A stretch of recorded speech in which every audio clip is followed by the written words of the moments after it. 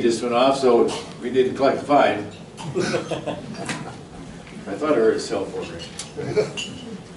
It was 97 years ago yesterday, November 11th, 1918, that President Woodrow Wilson declared that to celebrate the end of World War I, to honor those who had lost their lives in that war, which he says was the war to end all wars. Well, he wasn't quite right on that. But he said that for that day forevermore would be known as Armistice Day. And in 1947, the name was changed to Veterans Day, which we are celebrating this week. In March 1921, Congress approved the burial of an unidentified American soldier at Arlington National Cemetery.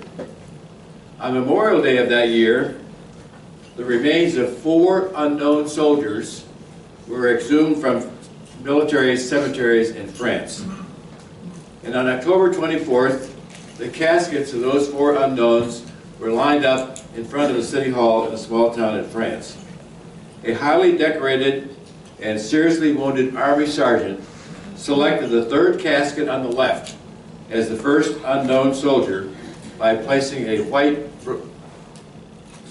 bouquet of white roses on the casket. On November 11th, 1921, that was 94 years ago yesterday, President Harding officiated at the interment of our first unknown soldier at Arlington National Cemetery. In subsequent years, unknowns from World War II and the Korean and Vietnam Wars have also been laid to rest at the tomb. The responsibility for protecting the tomb and honoring and respecting those who have given their life in the defense of our country has fallen to a special elite group of tomb guards. Only 20% of those who apply to be tomb guards, and they're all volunteers, qualify, are accepted, and only a small fraction of those who are accepted qualify to meet the standards set by the tomb guards. Those who qualify are eligible to receive and wear the Tomb Guard Identification Badge, the second least awarded performance award in the U.S. military. Badge number 046 is proudly worn by our today's speaker, Mike Buttram. Following the completion of his military service, Mike pursued a successful careers in textiles and real estate, and now serves in a government relations capacity for the real estate industry in the Asheville region. Mike, thank you for your Tomb Guard service and for being part of our Veterans Day observance.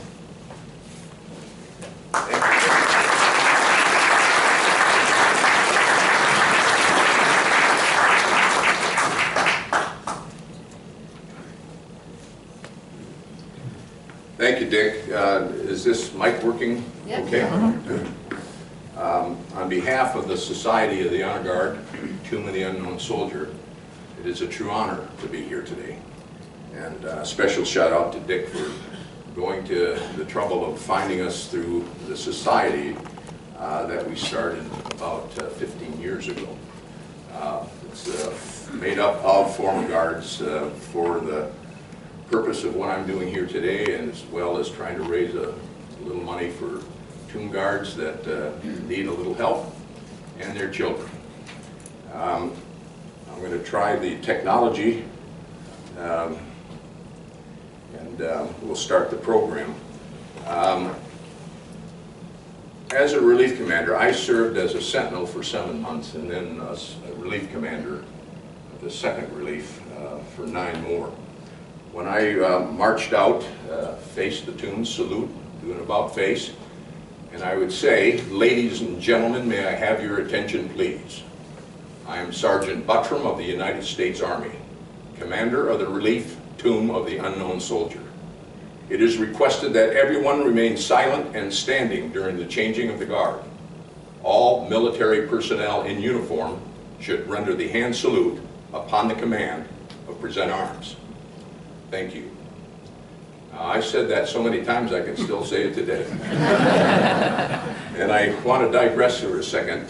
What we did was certainly a great honor for all of us, but nothing like the honor that we need to show all of our veterans, and particularly combat veterans. They are special, and it's an old cliche, but it's so worthy. freedom isn't free, and we appreciate that service. The tomb is the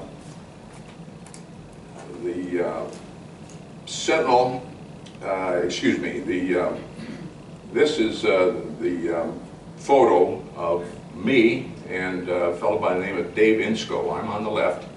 Dave is on the right. He's the sentinel. I'm the relief commander. This is what things look like in the summertime.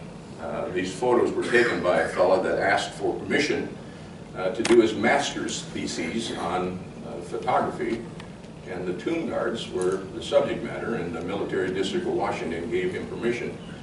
So he spent 3 days with us, lived with us for 3 days, and he gave us the calls, and I've always been particularly fond of this picture. Dave went on to become a Secret Service agent in the Nixon detail, guarding President Nixon. This is what it looked like in the wintertime. By the way, all of his photographs were in black and white. The cropping on this photo is not very good, reason for the call, I think, in terms of why I got this. But on the left is Specialist Marvin Franklin, and on the right is Specialist Chuck Shikoshius. Chuck went on to become a preacher, although it was a far distant cry from when he was 23 years old when I was a preacher. And Marvin was killed less than a year after this photo was taken in Vietnam, the second tomb guard to be killed in Vietnam. This, a little brief history of the cemetery.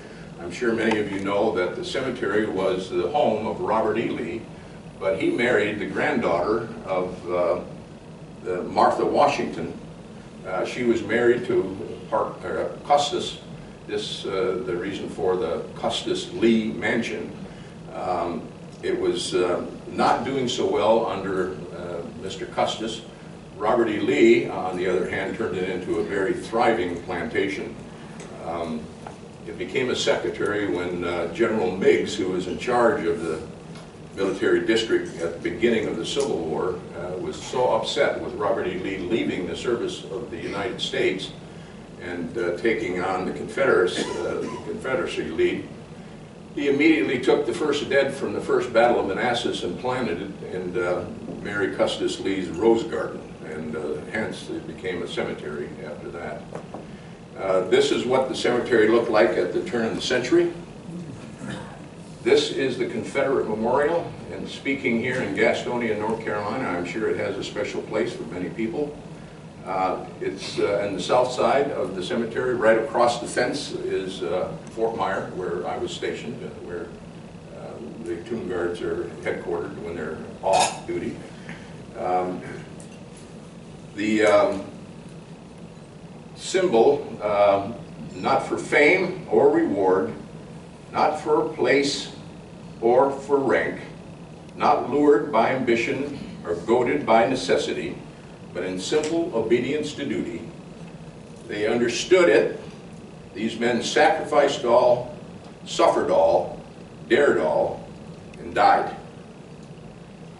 It's a special place. This is what it looks like from the aerial photo, and it's a circle. And every year, the Daughters of the Confederacy place Confederate flags on these gravestones in Confederate circle. They are also pointed on top, as opposed to rounded, as you probably remember seeing in the cemetery. And the reason for that is that they didn't want any damn Yankees sitting on those tombstones.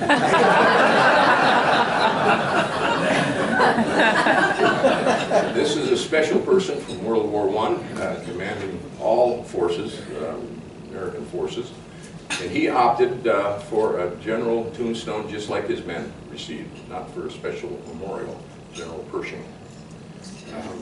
Interesting, a little history.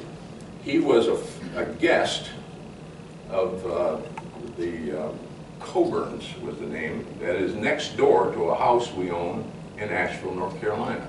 And he came there on a regular basis and played golf, and kind of got away from his duties there. So there was a connection to General Pershing in Asheville, where I live. You're all familiar probably with the Kennedy Memorial. His wife, Jacqueline, the two children, one was stillborn, one was only 2 days old. And his brothers are buried a short distance, both brothers, Edward and Bobby. Those of you that are familiar with that. Other notable burials in Arlington are General Omar Bradley, General Jimmy Doolittle, Robert Todd Lincoln, the oldest son of the president, Fleet Admiral William Halsey, Ira Hayes, Michael Strank, and Rene Gagnon from the United States Marine Corps, the 3 survivors of the flag raising at Iwo Jima.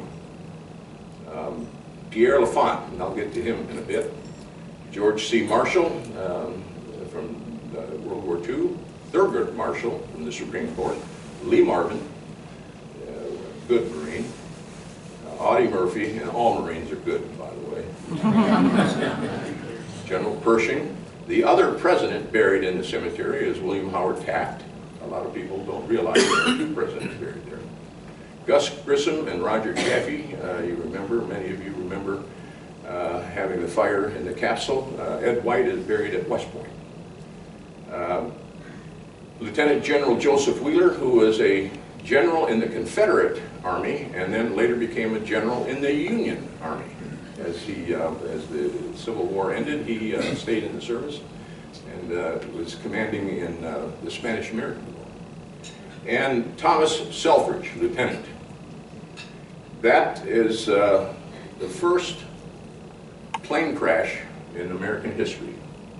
And it happened at Fort Myer on the parade field. And Lieutenant Selfridge was a passenger with Orville Wright. The Wright brothers were trying to sell their new invention to the United States Army. He had a successful flight. He asked for volunteers to go up. A lieutenant in the Army decided he would go up with them, and they promptly crashed. Lieutenant Selfridge was killed in the crash, and Orville Wright was seriously injured. The dichotomy of this photo is that you see the Army the way it was, with a soldier on horseback, a new mechanized Army with a truck in the background, and an airplane, all in 1905. Wow.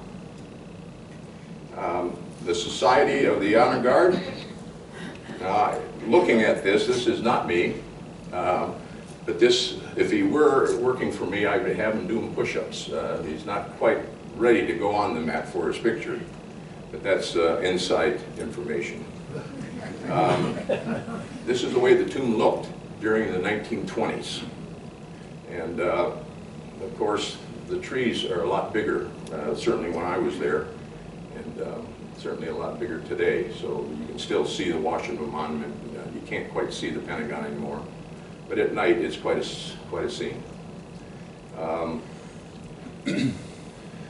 In 1923, the civilian guards added during daylight hours. They had it, it was just by itself for the longest time. In 1926, the United States Army, the senior service, takes over the guard duty. In 1937, the U.S. Army began guarding the tomb 24/7, 365. The old guard took over in 1947. The symbolisms of the sarcophagus, as it looked in the 20s, it was mined in Marble, Colorado. The face of the tomb states, "Here rests in honored glory an American soldier, known but to God." One of the things that motivated me into volunteering for this service, my father was a wounded veteran of World War I, and he was prone to stretch the facts sometimes, and he was convinced that he had fought with this unknown soldier, and it meant a great deal to him that they had honored him in such a way. Obviously, he didn't know who the soldier was, but it stuck. And the very first thing I did when I got off the train in 1965 and was spent 3 days in a meat locker, basically. When they turned us loose finally, I ran and walked over to the tomb to see it. It was the very first thing that I wanted to see, and it was the thing that made me believe that I could become a tomb guard. Peace, Victory, and Valor are the reliefs on the other side of the tomb with 6 inverted wreaths. We interrupt this program to bring you a special news bulletin. Oh, that was part of a slideshow that I won't do. The World War II and the Korean War, Dick did a pretty good job. They were disinterred from both the Pacific theater as well as the European theater. For World War II, Epinal Cemetery in France is a city, a little city in northeastern France is where it came from. The double interment of the World War II and the Korean veterans took place at the same time in 1958, on Memorial Day of 1958. General Eisenhower presided over that. It talks about the ships carrying the caskets arriving in Washington, D.C., lying in state at the Capitol Rotunda, and internment at the tomb. And all of them were awarded the Medal of Honor. The Vietnam War unknown soldier is a long story, but I'll try to make it as quick as possible. The Army had 4 unknown remains. Because of DNA testing and the advancement of being able to find identification and to do it in different ways, we did not have the choice that took place in earlier wars. 2 of the 4 they identified, so they were no longer unknown. The 3rd one, they were not sure it was an American. The remains were American, so that left them to just the 4th one. And one of the great debates was that eventually they were going to be able to determine who the remains were, and as it turns out, they did. The interment took place in May 28th in 1984, and he rests between the Korean and the World War II, or did. Disinterment took place in 1998 after they identified him as Michael Blassie. And the unfortunate part was that the Army had a pretty good idea who the remains were. There were very little, unfortunately. He died in a plane crash. He was a pilot. But the parents, the sister actually, decided that they would take the remains back to St. Louis and have them buried there. And so he was disinterred, but is remembered, and all Vietnam veterans still have a memorial just without a body in that memorial. The old guard, the way it looked in 1938, 40, 41 at the beginning of the war, 45 at the end of the war, 48 when the old guard started guarding 24/7. Although it hadn't taken place on 24/7, the old guard took over, and they were in tropical worsteds, tans. We were issued tropical worsteds. Never wore them, but we were issued them. And then up to 1952, it was fairly the same. And this was 1955, and they're in more or less like a Class A uniform. This is the winter coat that we were issued. This is a change in the guard, and this relief commander and that sentinel is way out of the line, and something's got to be done about that.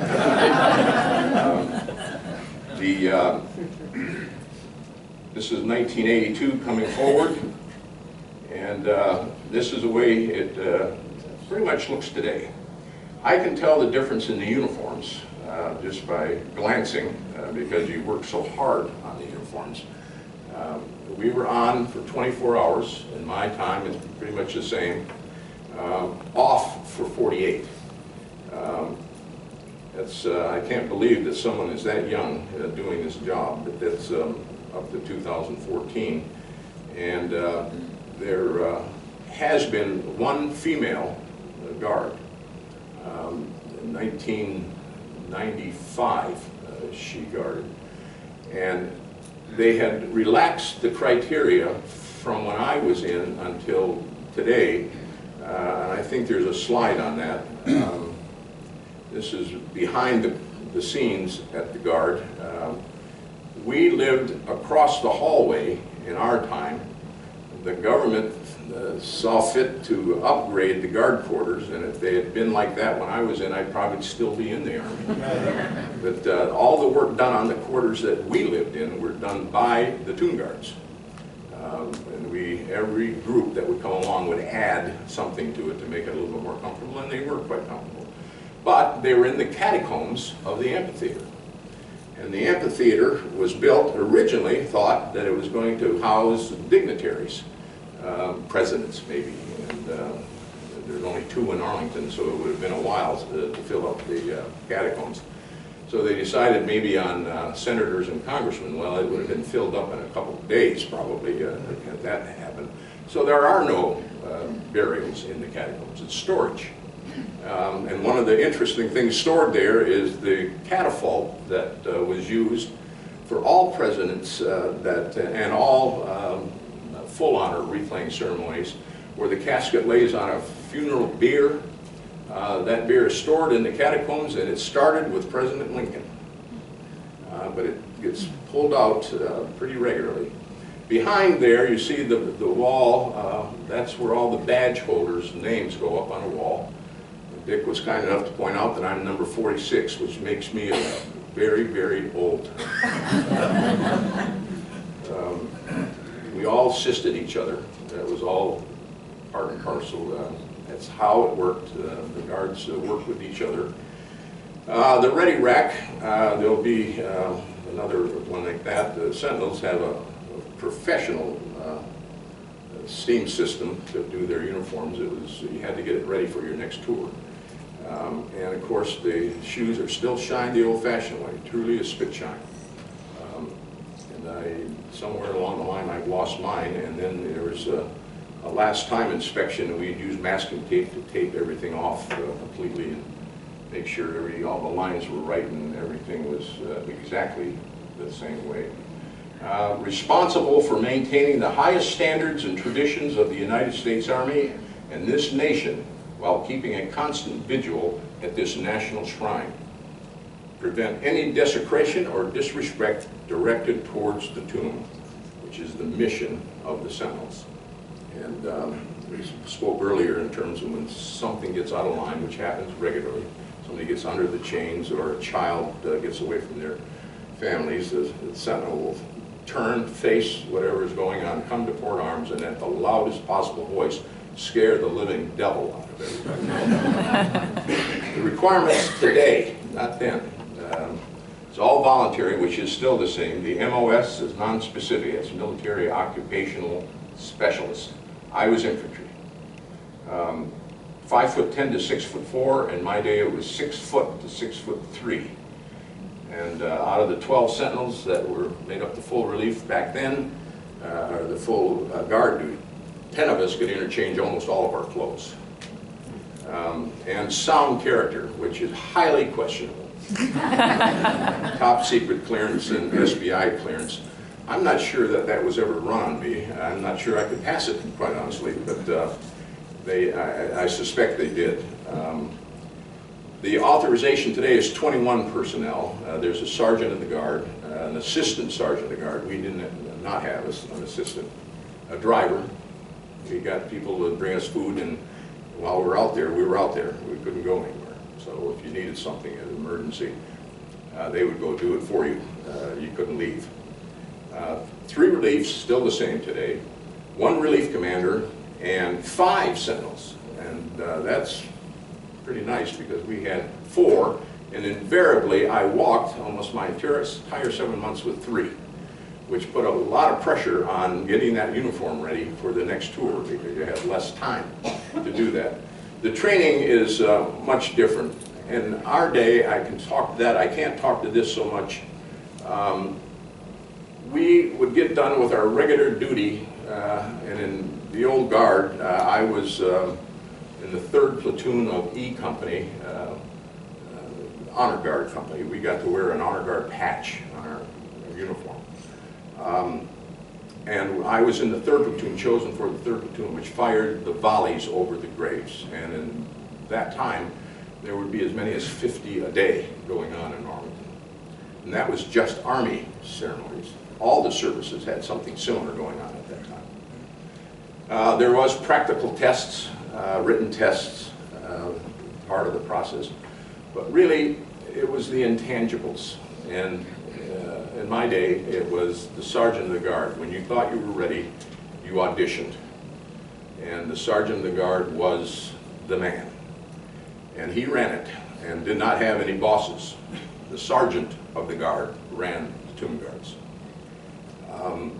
And you would, it was like Caesar. If you thumbs up or thumbs down, that's, and you get through the eye of the needle sometimes, and I was lucky. Talking about they have a professional way to press uniforms downstairs. We did it the old-fashioned way with water bottles and hand irons. Shoes are spit shine. There's military-issued brogues built to 3 layers on the soles and 2 layers on the heels, and then had a horseshoe on the side or on the bottom of the heel and something to save the toe, and then you would have inset metal plates put in for the heel clicks. And it was important because the timing on the guard changes were based on the sound of the heel clicks. And a perfect guard change is almost impossible to have, but you did achieve it every once in a while. All 3 people participating in the guard change hit it exactly right. It sounded like one.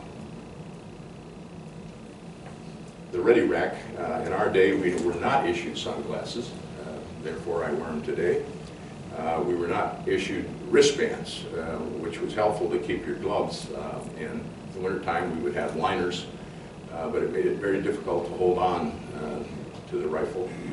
There were some unfortunate things that would happen periodically, particularly in the snow. You went out there in the same uniform except with an overcoat on, and the shoes were not designed to walk on snow and ice, and they would do their best to keep the mat clean, but big snow, big ice, periodically somebody would go down. It did not happen in my time, but it did happen. The fellow tomb guards assist us. This fellow is what we call blousing the uniform. We press pleats into the back of the uniform, and then we put our belt on to hold those pleats in, and it was precisely measured. One last inspection, and then you train with the M14. These M14s have been modified a little bit. The stocks have been sanded down for a little bit more ease of handling. But you march with M14 without the magazine, but with a bayonet fixed, and it's a 10.5-pound weapon when it's like that. The identification badge is basically the award that you get for serving 9 months in the tomb guard. You hit it temporarily. To my knowledge, it's the only one that can be revoked. If you do not maintain the standards, the society has the ability to revoke a badge. If they come looking for mine, I'm not going to be able to find it. It's a great honor. We could not shine our badge in our day, now they do. Just one of the little differences that take place. This was reputedly during Hurricane Sandy, but I think it was a little bit different. Actually, I've seen it worse out there, and I've been in worse than when it looked out here, because you can actually see the street out in front of the tomb. It would get to a point where you couldn't do that. Temperatures would range from single digits in the wintertime to 130 on the plaza in the summertime. And you would literally sweat through your uniform, but the uniform had to be ready in 2 or 3 hours after that. There were no excuses. At night, it was a special place to reminisce and really think about the people that you were guarding and what they went through. And it stays with you. There are about 2,000 wreath-laying ceremonies a year, anywhere from the President of the United States all the way down to Boy Scout and Girl Scout troops. Anyone can lay a wreath at the tomb of the unknown soldier. There's a process that goes on. I happened to be on duty, that's President Reagan in 1988. I happened to be on duty when President Johnson laid the wreath on Memorial Day. a long story. The Sentinel's Creed, which is taken to heart. My dedication to this sacred duty is total and wholehearted. In the responsibility bestowed upon me, never will I falter. And with dignity and perseverance, my standard will remain perfection. Through the years of diligence and praise and the discomfort of the elements, I will walk my tour in humble reverence to the best of my ability. It is he who commands the respect I protect.